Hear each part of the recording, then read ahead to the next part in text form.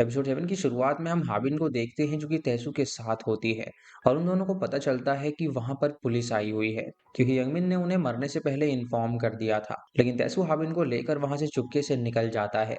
उनके निकल जाने के बाद पुलिस वहां पर अंदर आ जाती है और वहां पर उन्हें यंगमिन की डेड बॉडी मिलती है। उसके बाद तैसू और हाबिन भागकर गाड़ी में आकर बैठ जाते हैं और तभी तैसू हाबिन से पूछने लगता है कि वहां पर क्या हुआ था। उसे ये भी पूछता है कि क्या वहां पर कोई और भी था। लेकिन हाबिन कहती है कि आप ये सब क्यों पूछ रहे हैं, सीधा ये कह दीजिए कि आप मुझ पर इल्जाम लगा रहे हैं कि मैंने उसे मारा है। इतना कहकर हाबिन चुप हो जाती है और वहां पर रुकना उनके लिए बिल्कुल भी सेफ नहीं था, इसीलिए वो लोग वहां से भागकर घर आ जाते हैं। घर आने के बाद हाबिन अपने खून से भरे हुए हाथों को धोने लगती है और उसके बाद हमें क्राइम सीन दिखाया जाता है और हम देखते हैं कि वहां पर हाबिन का नेकलेस छूट गया था।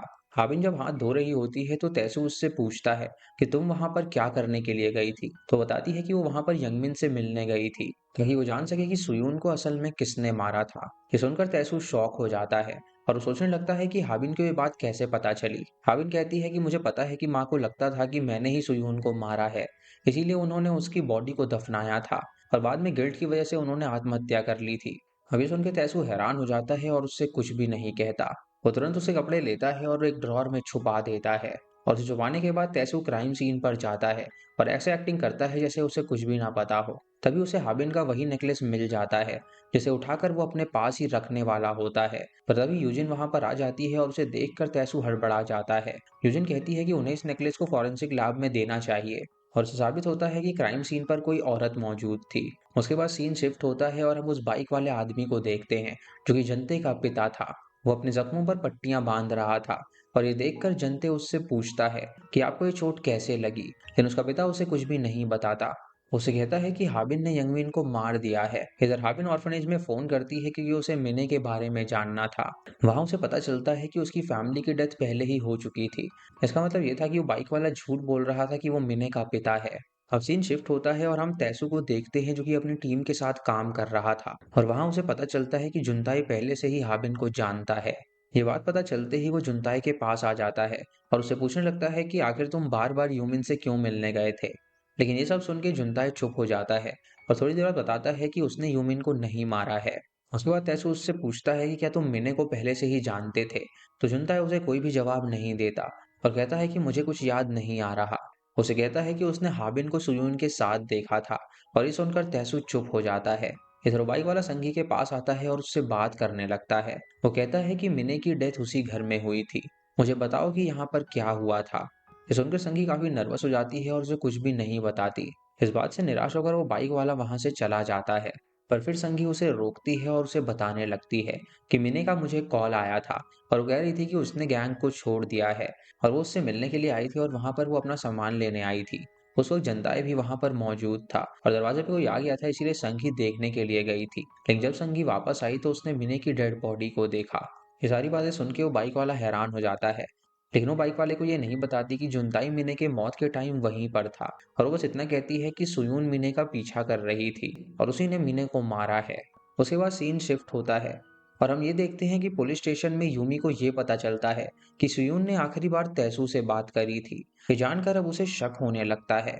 अब तैसू को स्टेशन बुलाया जाता है और उससे पूछताछ होने लगती है क्योंकि वो आखिरी इंसान था जिसने सुयून से बात करी थी और ये बात उसने उन लोगों से पहले क्यों नहीं बताई। तैसू थोड़ा कंफ्यूज हो जाता है और कहता है कि उस वक्त वो एक सस्पेक्ट था और वो पुलिस की हेल्प क्यों करेगा जबकि उस पर झूठा शक किया जा रहा था। वो कहता है कि मैंने और सुयून ने मिलकर एक प्लान बनाया था, लेकिन मैं वहां पर नहीं जा पाया। जब पुलिस वाले ये सुनते हैं तो उन्हें उसकी बात का यकीन नहीं होता। तभी वहां पर यूजिन आ जाती है और पुलिस वाले को बाहर बुलाती है और कहती है कि तैसू कुछ भी नहीं बता रहा है, शायद हाबिन की वजह से वो ऐसा कर रहा है। दरअसल सुयून और हाबिन पहले से ही दोस्त थे। वहीं हम हाबिन को देखते हैं जो अपने खून से सने कपड़ों को जला रही थी जो कि तैसू ने ड्रॉर में छुपाए थे। वहीं पे जनता अपने पिता से पूछता है कि क्या आप संगी से मिले थे, और अगर आप उससे वापस मिले तो मैं आपसे सारा रिश्ता तोड़ दूंगा।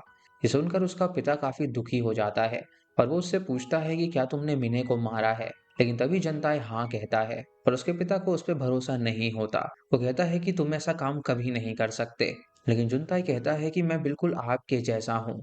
ये सुनकर उसका पिता कहता है कि नहीं, तुम मेरे जैसे कभी नहीं हो सकते और मैं तुम्हें हमेशा प्रोटेक्ट करूंगा। उसके बाद सीन शिफ्ट होता है और हाबिन पुलिस स्टेशन आ जाती है और वहां पर आकर वो एक पुलिस वाले के बारे में पूछती है तभी वो पुलिस वाला अंदर आ जाता है जिसके बारे में हाबिन जानना चाहती थी और उसकी इन्फॉर्मेशन वो स्क्रीन पर देख लेती है। अगले सीन में तैसू हाबिन को कॉल करता है और उससे फिर से पूछता है क्या तुमने सच में क्राइम सीन पर किसी और को नहीं देखा। तभी हाबिन उसे बताती है कि वहां पर कोई और मौजूद नहीं था। इतना कहने के बाद हाबिन कॉल रख देती है और उस स्क्रीन पर दिखे हुए एड्रेस पर पहुंच जाती है। वहां पहुंचने के बाद वो उस जगह की छानबीन करने लगती है और वहां पर उसे कुछ फोन मिलता है। ये सब देखकर उसे याद आता है कि एक दिन वो पहाड़ पे भाग रही थी और उसका पीछा एक गाड़ी कर रही थी। इसी चक्कर में वो खाई में गिर गई थी। जब वो खाई में गिरी थी तो वो गाड़ी भी पेड़ से टकरा गई थी और हाबिन का फोन भागते हुए वहीं पर गिर गया था। दरअसल इस गाड़ी में वही बाइक वाला था जो कि टीचर का पिता है और जैसी गाड़ी टकराई थी तो वो बाहर आ गया था और उसे हाबिन का फोन मिल गया था। तभी सीन शिफ्ट होता है और हाबिन वापस अपने घर आ गई थी और वो अपने साथ वो फोन और पोस्ट भी लेकर आई थी। घर आने के बाद वो उस पोस्ट को चेक करने लगती है और उसे पता चलता है कि सारी पोस्ट उस बाइक वाले ने तैसू के लिए लिखी हुई थी। अब हमें दिखाया जाता है कि जुनताई संगी के पास आया है और वो उससे कहता है कि चलो ब्रेकअप कर लेते हैं। तो संगी कहती है कि अब तो सब कुछ ठीक हो गया है। तभी जुनताई कहता है कि मिने का पिता मेरा भी पिता है और मैं तुम्हें और खतरे में नहीं डाल सकता, क्योंकि वो उससे बहुत ज्यादा प्यार करता है। और ये सुन के संगी काफी ज्यादा उदास हो जाती है। आगे हम देखते हैं कि पुलिस वाले संगी को पकड़ लेते हैं क्योंकि उन्हें ये लग रहा था कि संगी ने ही यंगमिन को मारा है। उसे पकड़कर वो लोग पुलिस स्टेशन ले आते हैं और उससे पूछताछ करने लगते हैं।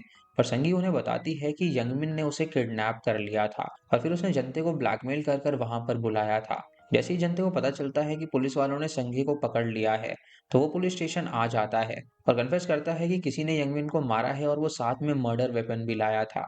और ये सब देखकर पुलिस वाले हैरान हो जाते हैं। अगले सीन में संगी उस बाइक वाले को फोन करती है और उसे बताती है कि जनते ने एक्सेप्ट कर लिया है कि उसने यंगमिन को मारा है। उसके बाद हमें पास सीन दिखाया जाता है जहाँ पर हाबिन यंगमिन से मिलने के लिए गई थी और तभी ये बाइक वाला वहां से भाग रहा था क्योंकि दरअसल वहां पर पुलिस वाले आ गए थे। तभी पुलिस वालों से बचने के लिए वो छत से कूद जाता है और उसी वक्त उसके हाथ पर चोट लग जाती है।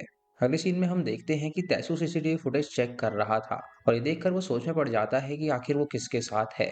वो तुरंत घर आता है और हाबिन से कहता है कि या तो तुम कल्प्रिट हो या तो विक्टिम हो, और अगर मैं तुम्हारी जगह होता तो अब तक सच बता देता। उसके बाद तैसू उससे पूछता है कि वो बाइक वाला आदमी कौन था। जब तैसू उससे जबरदस्ती पूछने लगता है तो वो कहती है कि अगर आपने ऐसा किया तो आपको इस केस से हटा दिया जाएगा। वो कहती है कि वो सबको मार देगी जिन्होंने मेरी जिंदगी खराब करी हुई है। और ये सब सुनकर तैसू बहुत ज्यादा परेशान हो जाता है और तुरंत वहां से निकल जाता है। जैसे ही वो बाहर जाने लगता है उसके फोन पर एक वीडियो आता है और ये वीडियो उसी बाइक वाले ने उसे भेजा था और इसमें हाबिन यंगमिन की बॉडी के आगे खड़ी हुई थी। बाइक वाला उसे मैसेज करता है कि जनताई को छोड़ दो वरना मैं हाबिन की जिंदगी बर्बाद कर दूंगा। और ये देखकर तैसू हैरान हो जाता है और 7वां एपिसोड यहीं पर खत्म हो जाता है। एपिसोड 8 की शुरुआत होती है और हमें दिखाया जाता है कि तैसू हाविन से पूछ रहा था कि अब वो किससे बदला लेने वाली है और उसे क्या लगता है कि किसने उसकी माँ को मारा होगा। हाविन कहती है कि उन लोगों ने सुयून को मार दिया और मेरी माँ को भी ऐसा विश्वास दिलाया कि मैंने सुयून को मारा है और उन्होंने माँ को ब्लैकमेल किया और उनसे पैसे लिए। इतना कहकर हाबिन चुप हो जाती है। तैसू उससे कहता है कि क्या तुम्हें सच में ऐसा लगता है कि अगर तुम्हारी माँ को तुम पर डाउट ना होता तो वो आज जिंदा होती। उसके बाद तैसू उसे समझाने की कोशिश करता है और उसे कहता है कि तुम्हें सच्चाई से भागना नहीं चाहिए और उसका सामना करना चाहिए। इधर यूजिन और डाहंग जनताई से पूछताछ कर रहे होते हैं कि यंगमिन की डेथ कैसे हुई थी। जनताई कुछ देर चुप रहता है और उनसे कहता है कि मुझे कुछ याद नहीं आ रहा है, लेकिन यूजिन उससे पूछती है कि क्या तुम्हारे अलावा वहां पर कोई और भी था। इधर तैसू ये सवाल सुनकर थोड़ा सा डर जाता है और उसे लगता है कि जनताई शायद हाबिन का नाम लेगा, लेकिन जनताई कहता है कि नहीं, मैं वहां पर अकेले था। और ये सुनकर तैसू को समझ में नहीं आता कि आखिर जनताई झूठ क्यों बोल रहा है। उसके बाद हमें दिखाया जाता है कि तैसू के पास कुछ फोटो सेंड हुए हैं जिसमें हाबिन यंगमिन के लाश के आगे खड़ी हुई है और तभी तैसू को उस बाइक वाले का फोन आ जाता है और उससे कहता है कि अगर तुमने जनता को जाने नहीं दिया तो मैं हाबिन को फंसा दूंगा। उसे ये भी कहता है कि वो उसे सिर्फ एक दिन का टाइम दे रहा है और तैसू ये सुनकर बहुत ज्यादा परेशान हो जाता है। अब आगे हम देखते हैं कि यूजिन जनताई को एक फोटो दिखा रहा था जिसमें वो बाइक वाला और हाबिन मौजूद थे और वो उनसे पूछता है कि क्या ये दोनों क्राइम सीन पर थे, लेकिन जनताई उनकी फोटो देखकर मना कर देता है। आगे हम देखते हैं कि संगी अपने बेटे की चिंता कर रही थी और ये देखकर डाहंग को बहुत ज्यादा बुरा लगता है और वो उसे फोन करने की परमिशन दे देता है और वो अपने बेटे को फोन कर लेती है और कहती है कि तुम्हें जो भी संभाल रहे हैं उनकी बात मानना। इतना कहकर वो फोन रख देती है। तब तक हाबिन पुलिस स्टेशन आ जाती है और उसे यूजिन देख लेती है और हाविन उससे कहती है कि मैं यहाँ पे अपने डैड से मिलने के लिए आई हूँ। तभी वहाँ तहसू आ जाता है और ये सब देखकर यूजिन उन दोनों को अकेला छोड़ देती है। अब तहसू हाविन से पूछने लगता है कि वो जो बाइक पे तुम्हारे साथ था वो कौन था, क्योंकि पुलिस वाले उस आदमी की फोटो को लेकर पूछताछ कर रहे हैं। हाविन उसे कुछ भी नहीं बताती, इसीलिए तहसू उससे कहता है कि अगर वो बाइक वाला मिल जाएगा तो तुम फंस सकती हो। इसीलिए भलाई इसी में है कि वो उसे बता दे कि आखिर वो है कौन। लेकिन हाविन उसकी एक नहीं सुनती और उसे कुछ बताने को तैयार ही नहीं होती। इसीलिए वो तुरंत बाहर चली जाती है। तभी वो देखती है कि यूजिन उसका इंतजार कर रही है और वो उससे पूछती है कि क्या वो उससे बात कर सकती है। ये सुनकर हाविन थोड़ी सी डर जाती है, लेकिन फिर भी वो उसे हाँ कह देती है। अब ये दोनों पास के कैफे में चले जाते हैं बातें करने के लिए। यूजिन उससे पूछताछ करने लगती है, लेकिन हाविन उसे कोई भी सही जवाब नहीं देती और उसके सामने ऐसा प्रिटेंड करती है कि उसे कुछ भी नहीं पता है। उसके बाद वो बहाना लगाती है और उससे कहती है कि उसके स्कूल का टाइम हो गया है, इसीलिए उसे यहाँ से जाना पड़ेगा। ये कहकर वो तुरंत वहां से बाहर निकल जाती है, लेकिन तभी उसे चक्कर आने लगते हैं और वो बेहोश हो जाती है। उसके बाद हम देखते हैं कि पुलिस को बाइक वाले के बारे में पता चल गया था और उन्हें ये भी पता चल गया था कि वो बाइक वाला जनते का रिलेटिव है।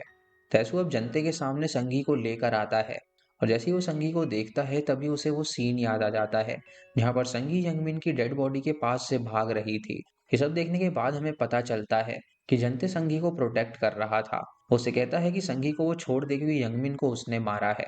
आगे हम देखते हैं कि वो बाइक वाला आदमी जंगल में होता है जो कि एक बॉडी को निकाल रहा था और बॉडी किसी और की नहीं बल्कि वो मिने की बॉडी थी। पुलिस वाले उस वक्त उसी जंगल में आ रहे थे और तभी अचानक तैसू को कॉल आ जाता है और उसे पता चलता है कि हाविन बेहोश होकर गिर गई है। हाविन अभी हॉस्पिटल में थी और वो वहां पर बिल पे कर रही थी, लेकिन रिसेप्शनिस्ट उससे कहती है कि तुम्हारे डैड ने यहाँ का बिल पे कर दिया है। उसके बाद हमें वापस से जंगल का सीन दिखाया जाता है जहाँ जनते पुलिस वालों को लेकर मिने की बॉडी के पास आता है, लेकिन उन्हें वहां आते ही ये दिखता है कि वहां से बॉडी गायब हो चुकी है। ये सब देखकर जनते पुलिस वालों से कहता है कि मुझे अच्छे से याद है कि उसने बॉडी को यहीं दफनाया था और बॉडी कहाँ पर चली गई उसे कुछ भी नहीं पता। जनते का पिता उस बॉडी को बांध कर एक तालाब में फेंकने के लिए जा रहा होता है और तभी एक आदमी उसे देख लेता है और डर के वहां से भाग जाता है। आगे हमें दिखाया जाता है कि हाविन अब घर आ गई है और तैसू उसे एक पेन ड्राइव देता है और कहता है कि मुझे पता चल गया है कि तुम्हारी माँ की मौत कैसे हुई थी। उसके बाद हाविन पेन ड्राइव लेती है और उसे देखने लगती है और दोस्तों वही पेन ड्राइव थी जो साइकोलॉजिस्ट ने तैसू को दी थी, लेकिन हाविन उसे पूरी तरह से सुन नहीं पाती। उसकी हिम्मत टूट जाती है और वो इमोशनल हो जाती है। आगे हमें पुलिस स्टेशन का सीन दिखाया जाता है और वहां पर एक पुलिस वाले का फोन आता है जो कि उस बाइक वाले के बारे में पता करने गया था और वो कहता है कि वो बाइक वाला जनते का डैड है। तभी हम देखते हैं कि तैसू और पुलिस वाले एक फोटो देख रहे थे जो कि उनके पास किसी ने भेजी थी। ये देखकर तैसू पहचान जाता है कि वो फोटो किसकी है और वही फोटो थी जो कि बाइक वाले ने उसे सुबह भेजी थी। ये सब देखकर वो काफी ज्यादा परेशान हो जाता है और वो बाहर आता है और तभी उसके पास वो बाइक वाले का फोन आता है जो कि उससे कहता है कि वो अभी उसे टाइम दे रहा है कि वो उसके बेटे को छोड़ दे। और ये सुनकर तैसू उससे कहता है कि तुम्हें जो करना है तुम कर लो, मैं तुम्हारे बेटे को हरगिज नहीं छोड़ने वाला, क्योंकि उसने अपना क्राइम कन्फेस किया है कि उसने यंगमिन को मारा है। उसके बाद हम आगे देखते हैं कि पुलिस वालों को मिने की बॉडी मिल गई है और इधर तैसू जनते से पूछताछ करने लगता है और वो उससे पूछता है कि तुमने मिने को कैसे मारा था। तो जनते कहता है कि मैंने उसका गला घोटा था।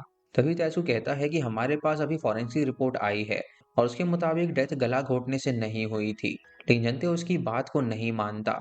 जब उससे पूछा जाता है कि उसने उसे क्यों मारा था, तो उसे कहता है कि वो बस उसके मजे लेना चाहता था। उसके बाद तैसू घर पे आ जाता है और वो देखता है कि हाबिन ने सारी रिकॉर्डिंग सुन ली है और वो उससे पूछती है कि आपने ये सब पहले क्यों नहीं बताया। तैसू कहता है कि मुझे उस वक्त तुम्हें ये देना सही नहीं लगा था और इतना कहकर वो शांत हो जाता है। हाबिन अपने स्कूल जाने के लिए तैयार हो जाती है और तैसू तुरंत उसे स्कूल छोड़ देता है। आगे हम देखते हैं कि पुलिस वालों को पता चलता है कि जो नेकलेस उन्हें क्राइम सीन पर मिला था जो कि पहले ही मर चुकी है, लेकिन उन्हें ये बात भी पता चल जाती है कि जीसू कोई और नहीं बल्कि तैसू की वाइफ थी। आगे हम देखते हैं कि तैसू जनते से बात कर रहा था और उसे बताता है कि जो घर सांगी चलाती है वहां पर ऑलरेडी 4 लोगों की डेथ हो चुकी है। एक तो सुयून, मिने, यंगमिन और इन सबके साथ संगी का हस्बैंड भी। और उसके हस्बैंड की डेथ के बाद उसकी सारी प्रॉपर्टी संघी को मिल गई थी। तभी पुलिस वाले तैसू को बाहर बुलाते हैं और उसे एक फोटो दिखाया जाता है जिसमें हाबिन यंगमिन के सामने खड़ी हुई थी और पुलिस वाले ये कहते हैं कि अब तुम्हारी बेटी ही सस्पेक्ट है और तुम्हें इस केस से बाहर निकाला जाता है। इसी के साथ 8th एपिसोड भी खत्म हो जाता है।